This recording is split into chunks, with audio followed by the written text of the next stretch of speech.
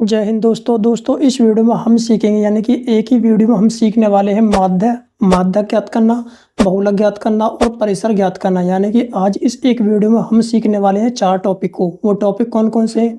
Number 1 है माध्य, number 2 है माध्यक जिसको माध्यिका ही बोलते हैं, नंबर 3 है बहुलक और नंबर 4 है परिसर।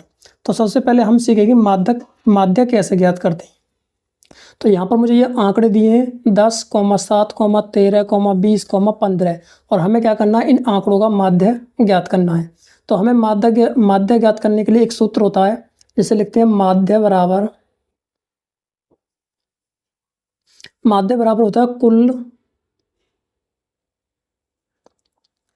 पदों का योग बटे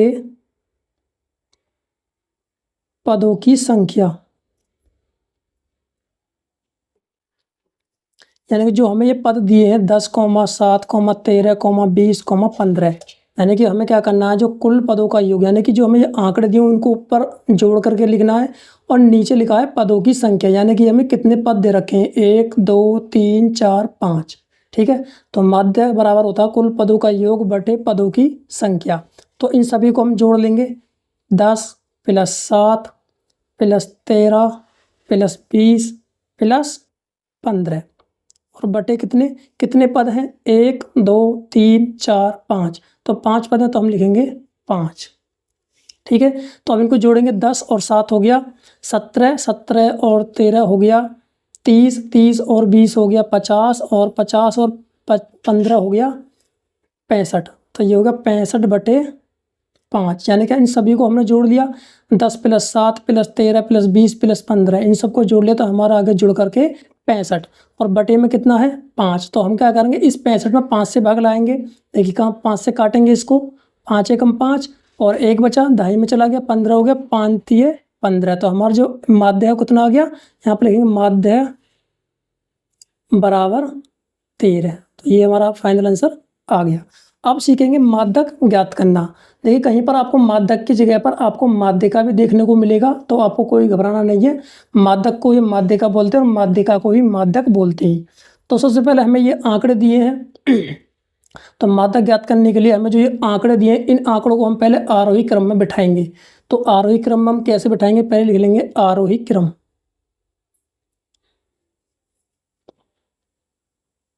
आरोही क्रम का मतलब होता है कि सबसे पहले सबसे छोटी संख्या, फिर उससे बड़ी, फिर उससे बड़ी, फिर उससे नहीं, बढ़ते क्रम में हमें इनको बिठाना है।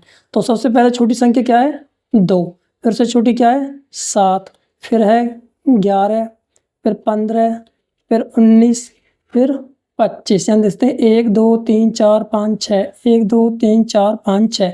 तो मैंने क्या किया, जो मेरे आंकड़े दिए गए हैं उनको मैंने आरोही क्रम में बैठा दिया।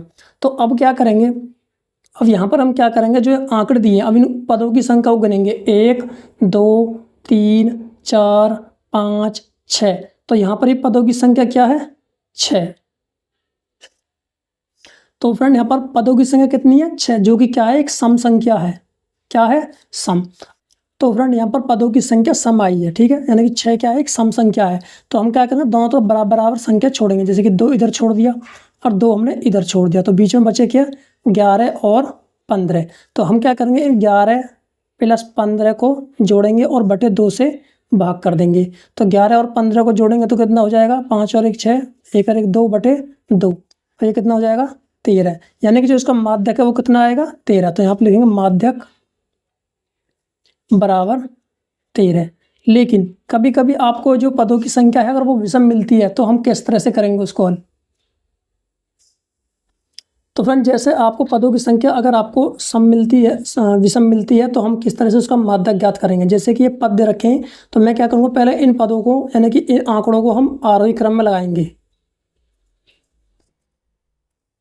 आरोही क्रम में लिखेंगे 2, 7, 8, 11, 15, 19, 25। तो अब इन्हें क्या करेंगे, इन आंकड़ों के पदों को गिनेंगे, 1, 2, 3, 4, 5, 6, 7। तो यहाँ पर 7 क्या मिली है, एक विषम संख्या है। क्या है, एक विषम संख्या है। तो हमें क्या करना है, जब विषम संख्या मिली तो हम जो है दोनों तरफ बराबर बराबर संख्या छोड़ेंगे। जैसे कि यहाँ पर 3 संख्या इधर छोड़ दिया और 3 इधर छोड़ दिया, तो जो बीच में रह गया वही क्या हमारा माध्यक। तो माध्यक क्या हो जाएगा इसका,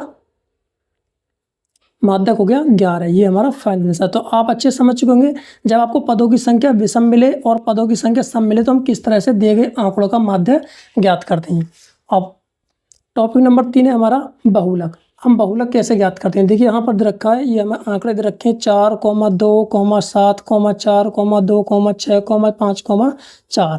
तो ये हमें आंकड़े दे रखे हैं और हमें बताना है कि इनमें बहुलक क्या है।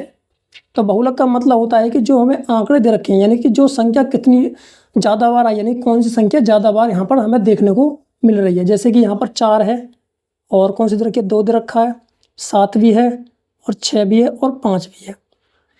तो अब हम क्या करेंगे, इन सभी को हम लिख लेंगे कि हमें कौन सी संख्या कितनी बार दे रखी है। देखिए यहाँ पर 4 है, 4 हमें इन आंकड़ों में कितनी बार दे रखा है, 1, 2 और 3, यानी कि 4 हमें कितनी बार दे रखा है, 3 बार। 2 कितनी बार दे रखा है, 1, 2 बार। और 7 कितनी बार दे रखा है, 1 बार। 6 1 बार और 5 1 बार। तो हमें यहाँ पर पता चला है कि 4 जो है वो 3 बार दे रखा है, 2 है वो 2 बार दे रखा है, 7 है वो 1 बार दे रखा है और 6 है वो 1 बार दे रखा है और 5 है वो 1 बार दे रखा है। तो यहाँ पर जो सबसे ज़्यादा बार कौन आया है, 4 आ रहा है, यानी 4 यहाँ पर सबसे ज़्यादा बार हमें देखने को मिला है। तो यहाँ पर लिखेंगे बहुलक बराबर कितना हो गया, 4। यही हमारा क्या है, आंसर है। ठीक है, बहुलक में हमें बस यही देखना होता है कि कौन सी संख्या ज़्यादा बार हमें देखने को मिली है।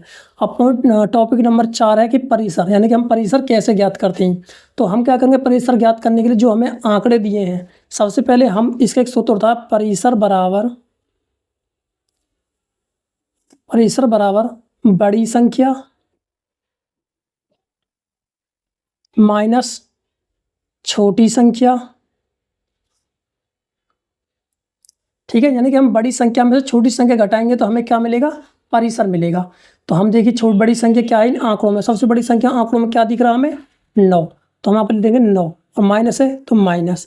फिर इन आंकड़ों में सबसे छोटी संख्या क्या है हमारी, 3। तो 9 में से हम 3 को घटाएंगे तो क्या मिलेगा हमें, 6। तो ये क्या हो गया हमारा परिसर। तो इस तरह से हम दिए गए आंकड़ों का परिसर ज्ञात करते हैं।